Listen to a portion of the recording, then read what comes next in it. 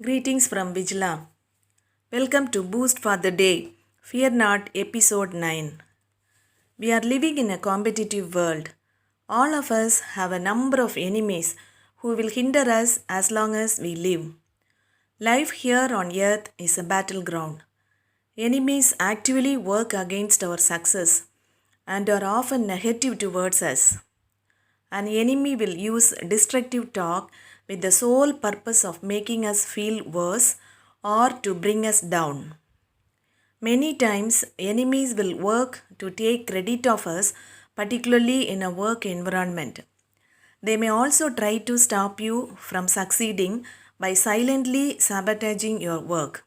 We all will have fear about our enemies. Some may have enemies even at home, like King David had. He was chased out of his palace by his own son Absalom.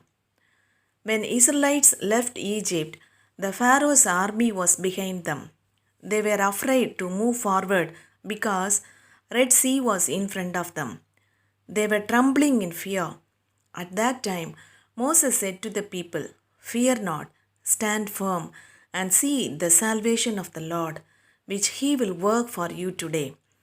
For the Egyptians whom you see today, you shall never see again.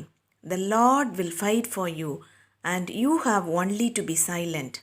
Yes, the Lord fought the battle for Israelites and gave them victory. The Lord said to the people of Israel in Deuteronomy chapter 20, verses 1 to 4, "When you go out to war against your enemies and see horses and chariots and an army larger than your own, you shall not be afraid of them, for the Lord your God is with you, who brought you up out of the land of Egypt. For the Lord your God is he who goes with you to fight for you against your enemies to give you the victory." Our enemies may be stronger than us, but always remember that the Lord who is in us is greater than anyone in this world. The Moabites and Ammonites with some other people came to make war on Jehoshaphat.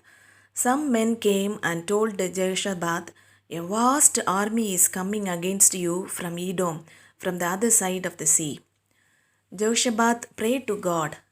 God answered his prayer and said to him, and we can found in 2 Chronicles chapter 20 verse 17, "You will not need to fight in this battle. Stand firm, hold your position, and see the salvation of the Lord on your behalf, O Judah and Jerusalem.